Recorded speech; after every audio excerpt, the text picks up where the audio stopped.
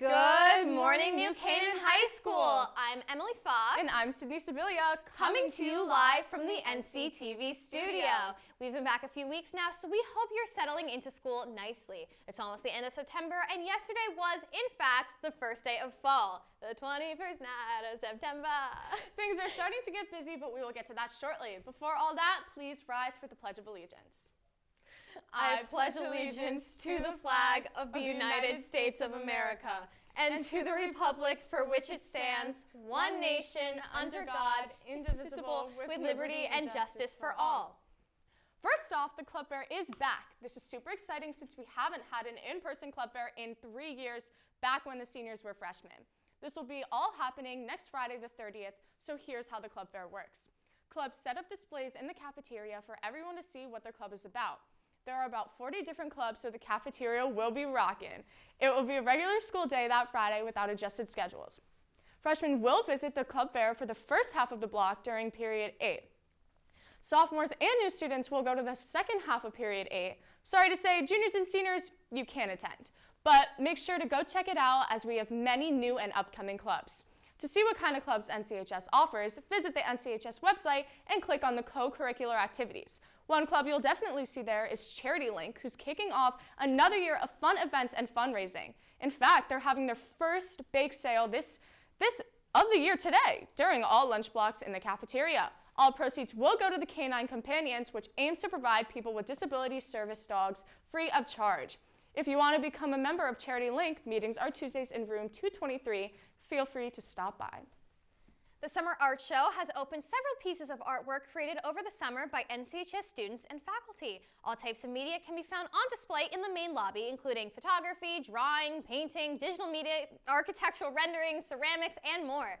The show features work by Avery Morwa, Paige Delabita, Emma Finnerty, Lily Rivas, and many more. It also features recipients of the Bernice Dobkins Hall Summer Art Scholarship, an opportunity for students to expand their art portfolio through summer art classes or workshops.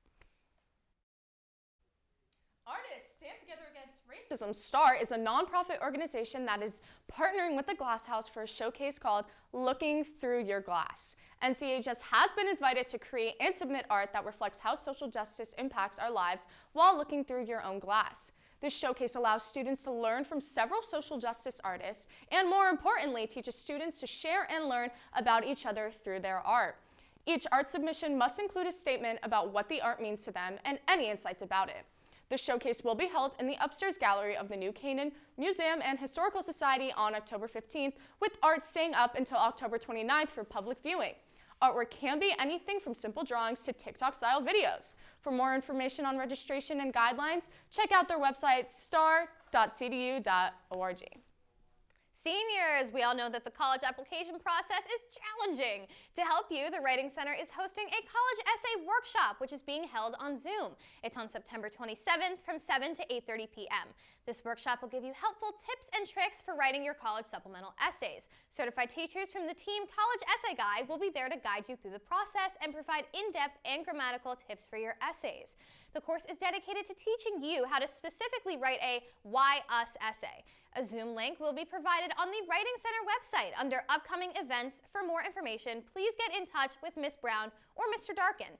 And seniors, don't forget your pictures are tomorrow at 8 a.m. to 2 p.m. in the front lobby.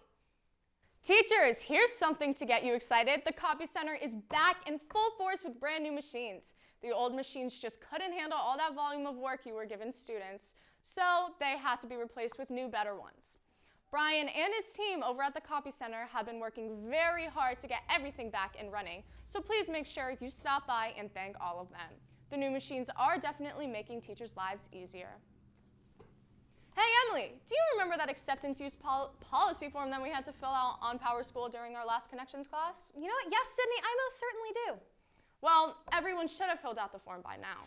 But if you haven't signed it yet, head to Power School and click on Forms, which is the second to last tab on the left side of your screen, and sign the form. Yes, that's right, Emily. If you fail to fill out the form, it may result in losing access to the school's network technology resources, and trust me, that's the last thing you want. Just fill it out. Well, Sydney, I don't know about you, but I am so excited for tonight's first home football game. Oh my gosh, me too, Emily. Let's send it over to another new face in front of the camera to hear about the big game and the rest of the sports previews. Welcome to the show, Danielle. Thanks, Emily. I'm so excited for the game tonight, and I hope all you are too. But all our athletes have been hard at work these last 2 weeks. I'm Danielle O'Malley, and this is your Ram Sports Report.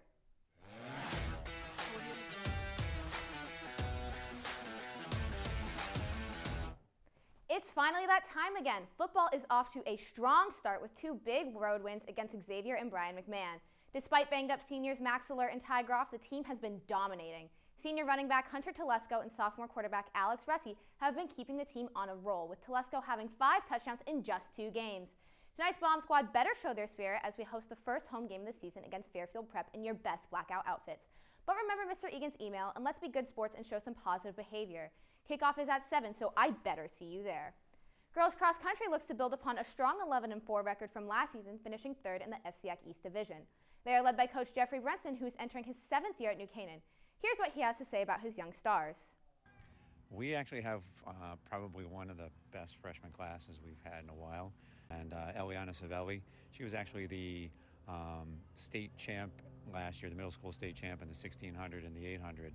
So she's leading us off, I think, really well this year, running with our returning sophomore Releva, who was one of the top runners last year. She was all-state runner, and Eliana should be running right there with her, and Delia's following right up behind those girls. So it's really exciting to have those girls and a bunch of other freshmen that came with them. So it's going to be a pretty exciting year.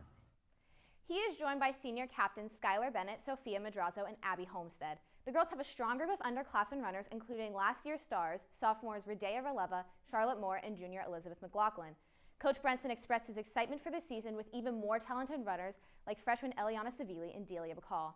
With hopes high, the girls look to continue dominating with a 4-0 record, standing 2nd in the FCIAC East Division. They look to pick up another win tomorrow at the Winding Trails Invitational. Good luck, girls. Last broadcast, we said how field hockey is looking to continue last season's hot streak. Well, the girls are doing just that with a strong start to the season at 5-1. NCTV was at Tuesday's game versus Fairfield Ludlow, so let's roll the tape.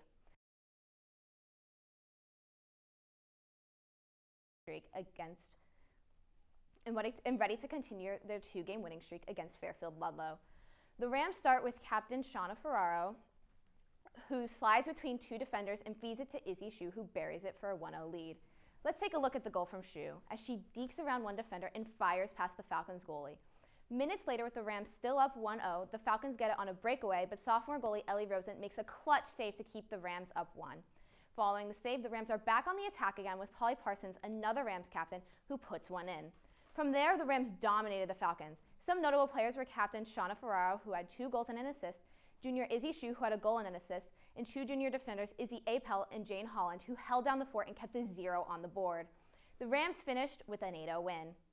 We all know it's hard to lose a senior class, especially when they are your top goal scorers. Unfortunately, girls soccer is facing this problem, sitting at 0-5 after losing Kaylee Harden and Dylan Patton. NCTV Skylar Stevens spoke to coach Rich Hickson, who said despite the issues, they have strong returning underclassmen like sophomores Sydney Patton and Paige Place.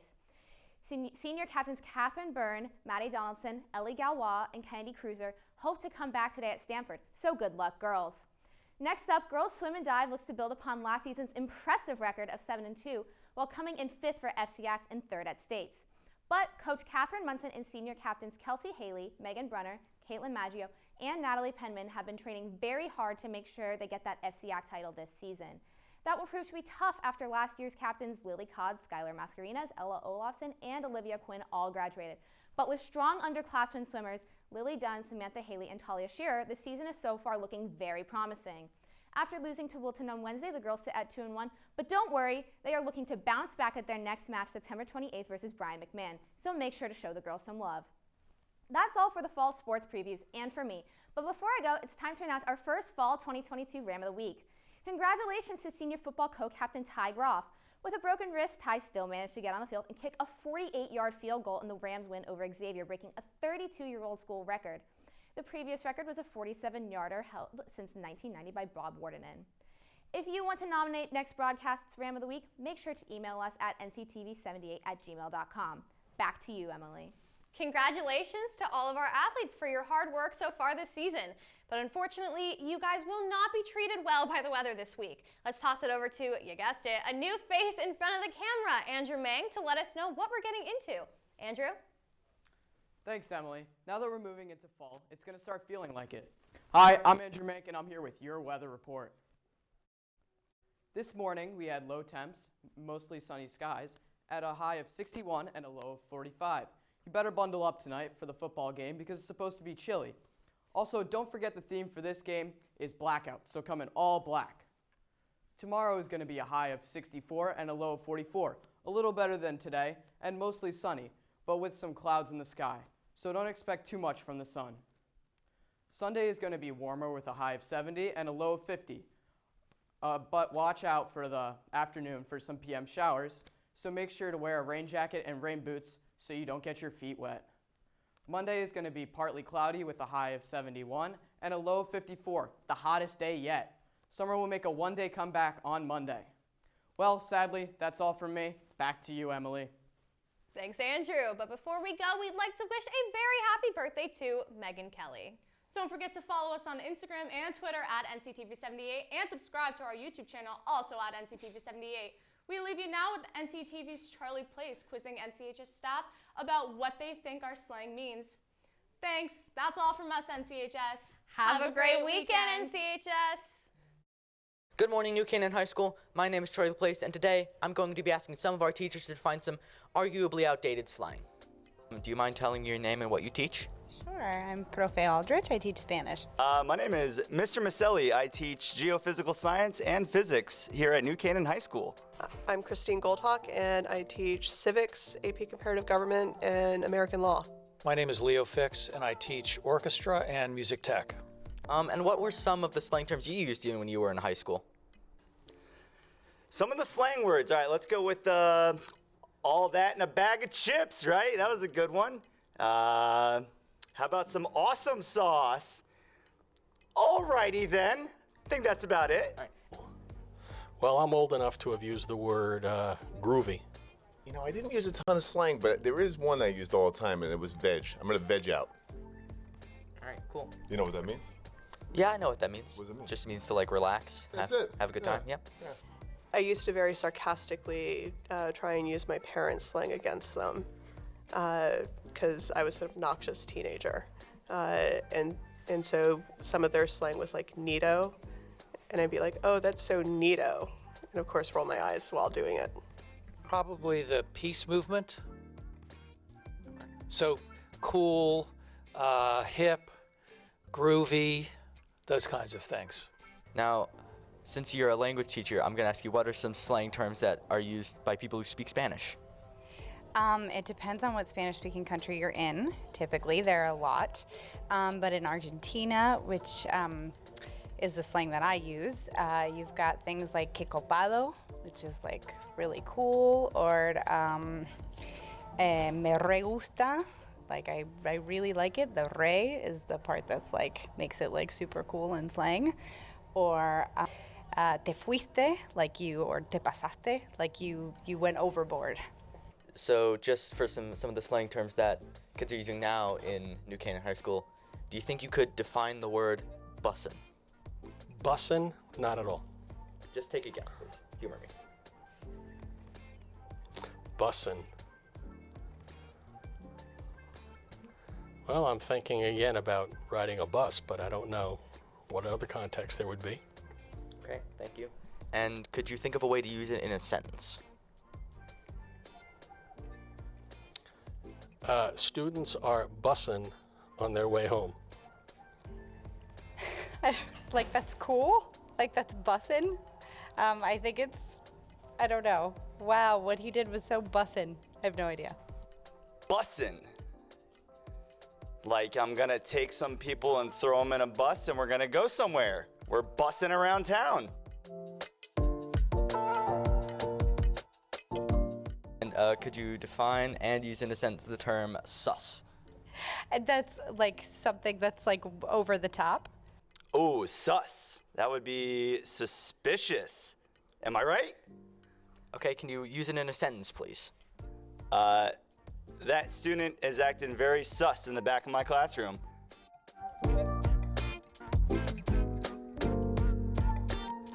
All right. Could you define and use in a sentence the term fit, please? Fit. Oh, that's a good fit. Meaning, it looks good. This is a good fit for me being interviewed. All right. Thank you. And what's like a definition? Definition of fit. Fit could either be physically fit, mentally fit, or a good association with something. All right, thank you. Could you define and use in a sentence the term poggers? Poggers. Yes, the group of poggers was trying to decide whether to pog or not to pog. That was the question. Probably has something to do with movement.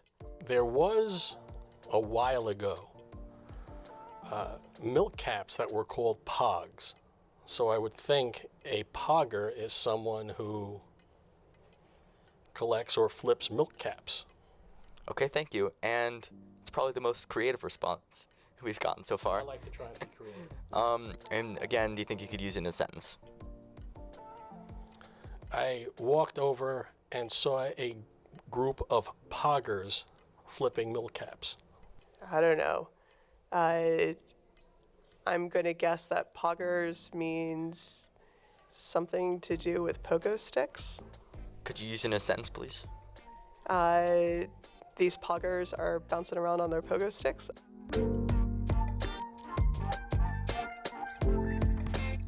I don't know. Okay, thank you. And last one, do you think you could define and use in a sentence the word glizzy? Glizzy. It means something is glittery.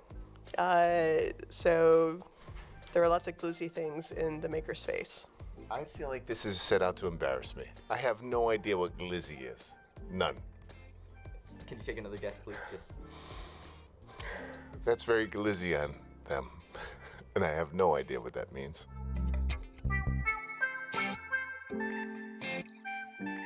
Well, that was certainly interesting, and I hope it made at least a few of you laugh. This is Charlie Place of NCTV. Have a good day.